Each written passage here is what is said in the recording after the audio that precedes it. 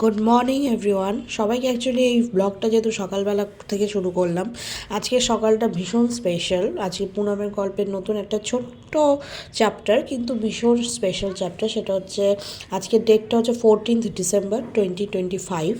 তো আজকের এই দিনটা আমাদের সবার জীবনে খুব স্পেশাল, বিকজ আজকের দিনটা আমার বাবার জন্মদিন। সো আমি তো লাস্ট প্রায় 10-12 দিন ধরে আমি বনগাঁতে রয়েছি, আমার মেয়েকে নিয়ে এসেছি মা বাবার কাছে। সো সেখানে আমি আছি। আজকে আমার বাবার জন্মদিন, তো আজকের সকালটা ভীষণ স্পেশাল ছিল। এবং আমরা যথারীতি বনগাঁতে থাকলে আমাদের সকালটা যেভাবে স্টার্ট হয় আমার মেয়ের, সেটা হচ্ছে মানে সকালবেলা আমরা ছাদে যাই, যেটা আমার বাবা প্রতিদিন করেন। যে আমাদের মানে যারা আমার ব্লগ দেখো, আমার ভিডিও দেখো, ফেসবুকে দেখো, যে আমরা ছাদে পাখিদের খাওয়াই এবং একটা জায়গায় পাখিদের জন্য জল রাখা থাকে। তো মেয়েকেও আমি মেয়ের মধ্যেও সেই অভ্যাস, সেই জিনিসগুলো ওর মধ্যেও সঞ্চালন করার চেষ্টা করছি। সো ও দাদুর বাড়িতে আসলে এই জিনিসগুলো করে। দিদুন এবং দাদু ভাইয়ের বাড়িতে থাকলে ও সকালবেলা ঘুম থেকে ওঠার পর ব্রেকফাস্ট করে আমরা চলে আসি ছাদে, এবং ছাদে যথারীতি আমরা পাখিদের খাওয়ানোর চেষ্টা করি এবং পাখিরা আসে। ও নিজে হাতেও সেটা দেওয়ার চেষ্টা করে। আমার মেয়ে যতটুকু পারে, ও তো অতটা এখনও বোঝে না, সেইটা আমরা দিয়ে আমাদের আজকে সকালটা শুরু করলাম। 14 ডিসেম্বরের সকাল, আমার বাবার জন্মদিন।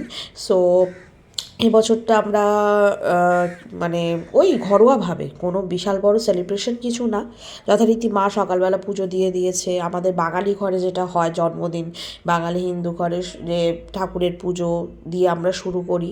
প্রত্যেকটা দিনই ঠাকুরকে আমরা ধন্যবাদ জানিয়ে পুজো দিয়ে শুরু করি। তো জন্মদিন বা বিশেষ বিশেষ দিনগুলো আরও বেশি করে আমার মা, যেটা আমি দেখে বড় হয়েছি, যে তাদের মালা দেওয়া, আরও ভালোভাবে ঠাকুর দেবতা যারা আছেন তাদের সাজানো, এবং হচ্ছে পায়েস, যেটা ছাড়া আমাদের বাঙালি জন্মদিন অসম্পূর্ণ।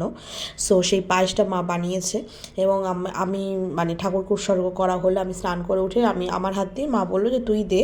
তো আমি মানে বাবার জন্মদিন উপলক্ষে আগে গোপাল খেলো, গোপাল না মানে সমস্ত যারা যারা দেবদেবী আছেন তাদের উৎসর্গ করে দেওয়া হলো। এবং তারপর মেন কোর্সে যেটা ছিল আমাদের জন্মদিন স্পেশাল, সেটা হচ্ছে মাটন বিরিয়ানি এবং চিকেন চাপ এবং পায়েস মিষ্টি। এটা ছিল আমাদের আর কি মানে বাবার জন্মদিন স্পেশাল মেনু। সো সেইটা তোমাদের সাথে যতটা পারলাম শেয়ার করার চেষ্টা করলাম। আমাদের মুহূর্তগুলো খুব মানে অল্প সময়ের মধ্যে আমি এক জায়গায় করেছি। এটা খুবই মিনি ব্লগ হতে চলেছে, এবং যথারীতি তোমরা দেখছো যে সন্ধ্যেবেলা একটা কেক কাটিংও আমরা রেখেছি, বিকজ এখন আমরা কেক কাটিংটা সবসময় করি আমার এই বাড়িতে আমার বাবা মার কাছে থাকলে, যে কোনো অনুষ্ঠান, একটু শুভ অনুষ্ঠান হলে, জন্মদিন, বিবাহবার্ষিকী, cake cutting is very important. আর এই যে বার্থডে বয় তোমরা দেখতে পাচ্ছ, আমার বাবা নাতনিকে নিয়ে, তার দিদিভাইকে নিয়ে যথারীতি কোলে নিয়ে বসে পড়েছে রেডি হয়ে। এই যে জামাটা দেখা যাচ্ছে, এটা মানে মা আর আমি দুজনে মিলে বাবাকে গিফট করেছি। সো এটা হচ্ছে শীতকাল যেহেতু, তো একটা গরম সোয়েট টি শার্ট, যেটা মানে শীতকালের জন্য। তো এই কেক কাটিং আমাদের শুরু হলো। আর এখন তো সব অনুষ্ঠানের কেন্দ্রবিন্দু বা সেন্টার অফ অ্যাট্রাকশান হচ্ছে আমার মেয়ে, সেটা আমি সবসময় বলে থাকি। মানে ও হচ্ছে বেশি এক্সাইটেড। ও সকাল থেকে যখন থেকে জেনেছে যে ওর দাদু ভাইয়ের হ্যাপি বার্থডে, ওর আগের দিন রাত্রি 12টা, ও যথারীতি 12টার পর ঘুমোয়। সো 12টার সময় ও দাদু ভাইকে হ্যাপি বার্থডে টু ইউ বলে উইশ করেছে। এবং যখন থেকে শুনেছে যে কেক কাটিং হবে, তখন থেকে ও বলছে আমি হ্যাপি বার্থডে বলবো, হাততালি দিয়ে কেক কাটা হবে, আমি কেক খাবো। বাচ্চাদের ইউজুয়ালি যেটা হয়, তো সেটা ওর ক্ষেত্রেও তাই হয়েছে। তো ও খুব এক্সাইটেড, ও দাদুভাইকে খাওয়াবে, ও দিদুনকে খাওয়াবে, ও আমাকে খাওয়াবে, সবাইকেও খাওয়াবে। তো এই মুহূর্ত আমরা আসলে 4জন মিলে, 3জন মিলে, আজকে ভাই নেই, আমার ভাই একটু কারণবশত কলকাতায় গেছে। ও থাকলে ও এটার মধ্যে অংশগ্রহণ করতে পারতো। যাই হোক, তো সব কিছু মিলিয়ে আমরা নিজেদের মতো করে ঘরোয়াভাবে আমাদের এই বিশেষ বিশেষ দিনগুলো আমরা একটু করে আনন্দ করে কাটানোর চেষ্টা করি। তার কিছু মুহূর্ত তোমাদের সবার সাথে শেয়ার করলাম।